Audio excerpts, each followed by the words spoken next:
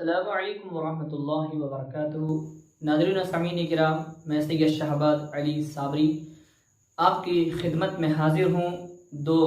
سوالات کے جوابات دینے کے لیے۔ سوال ہے مصباح الفقہ کی روشنی میں، انشاءاللہ تعالی ہم اس کا جواب بھی مصباح الفقہ کی روشنی میں ہی دینے کی سعادت حاصل کریں گے۔ سب سے پہلے یہ جان لیں کہ مصباح الفقہ وہ ایک عظیم کتاب ہے جس کی مصنفہ مفتیہ ناظمہ عزیز مؤمناتی صاحبہ ہیں۔ اللہ تعالیٰ ان کے درجات کو بلند کرے، عمر میں برکت عطا فرمائے۔ سوال ہے سب سے پہلا کہ عقائد سے کیا مراد ہے اور عقائد کس کی جمع ہے؟ تو ہم اس کا جواب بھی انشاءاللہ تعالیٰ مصباح الفقہ کی روشنی میں ہی دینے کی سعادت حاصل کریں گے، پھر مفہومی انداز میں ہم آپ کے سامنے اس کو عرض کریں گے۔ پہلا سوال اس کا جواب یہ ہے، عقائد جمع ہے عقیدہ کی، یعنی ایک چیز اگر کوئی ہوتی ہے تو اس کو عقیدہ کہا جاتا ہے، اگر اس سے زیادہ چیزیں ہوں تو اس کو عقائد کہا جاتا۔ تو عقیدہ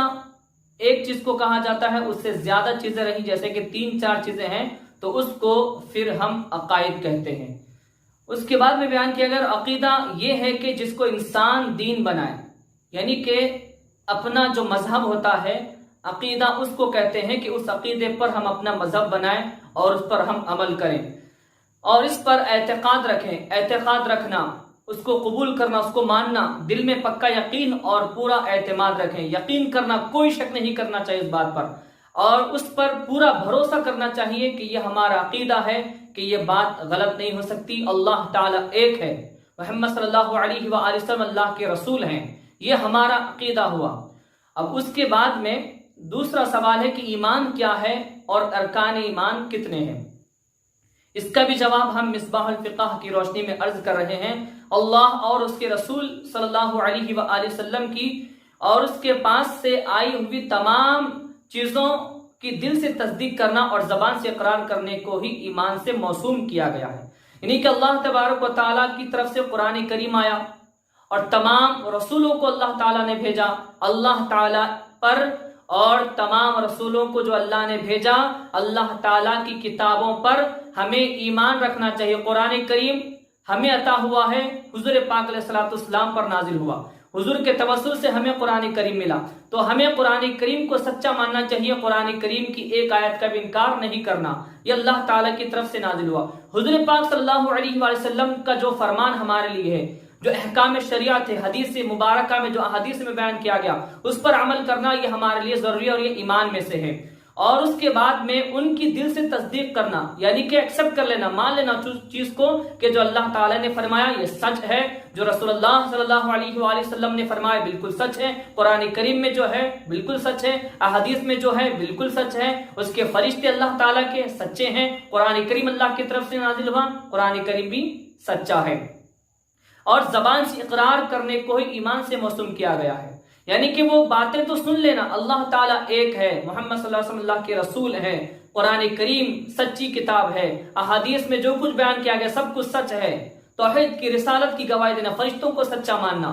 یہ اس کی تصدیق بھی ہونا، پھر اس کا زبان سے اقرار بھی کرنا، یعنی دل میں رکھ لینا نہیں، اپنی زبان سے بھی اس کو لوگوں کے سامنے بیان کرنا اور اس کی ترغیب لوگوں کو دینا۔ تو اس کو ہی ایمان سے موسوم کیا گیا کا مطلب یہ ہے کہ یہی چیز کا نام ایمان رکھا گیا کہ دل سے تصدیق بھی ہونا، اپنے آپ میں مان لینا بھی اور زبان سے اقرار بھی کرنا۔ ہوتا یوں کچھ لوگ ایسے ہوتے ہیں کہ صرف زبان سے بولتے ہیں لیکن دل میں ان کے لیے بغض ہوتا ہے، زبان سے تو قرآن کی تعریف کرتے ہیں، اللہ کی تعریف تو زبان سے ہے، حضور صلی اللہ علیہ وسلم کی تعریف زبان پر ہے، فرشتوں کی تعریف زبان پر ہے، صحابہ اہل بیت کی تعریف زبان پر، اولیاء اللہ کی تعریف زبان پر، لیکن دل میں ان کے لیے بغض ہے، دل میں محبت ہے، زبان پر جو ہے گندے الفاظ، برے الفاظ، خلاف الفاظ بولتے ہیں۔ تو یہ نہ اقرار ہوا، نہ صرف ایک چیز نہیں ہو سکتی، نہ صرف تصدیق، نہ صرف اقرار، دل سے بھی تصدیق ہونا، زبان سے بھی تصدیق، جب یہ دو چیزیں مل جاتی ہیں تو اس کو ایمان سے موسوم کیا جاتا ہے، اس کو ایمان کہا جاتا ہے۔ تو یہ بیان کیا گیا ہے۔ اس کے بعد میں ارکان ایمان 2 ہیں، اس میں پوچھا گیا کہ ارکان ایمان کتنے، تو ارکان ایمان 2 ہیں، دل سے تصدیق کرنا اور زبان سے اقرار کرنا، دل میں ایکسپٹ کر لینا، مان لینا، قبول کر لینا، سچ مان لینا وہ بات کو جو اللہ تعالیٰ نے فرمایا، جو رسول اللہ صلی اللہ علیہ وآلہ وسلم نے ارشاد فرمایا، بالکل سچ مان لینا اس کو، اور اس کے بعد میں اس کا اقرار اپنی زبان سے کرنا۔ یہ ہے جو سوال تھے اور ان کے یہ مختصر سے مفہومی انداز میں جواب دیے گئے ہیں۔ اللہ تبارک و تعالی جو کہاں سنا اس پر ہم سب کو عمل کرنے کی توفیق عطا فرمائے، آمین ثم آمین بجاہ النبی سید المرسلین۔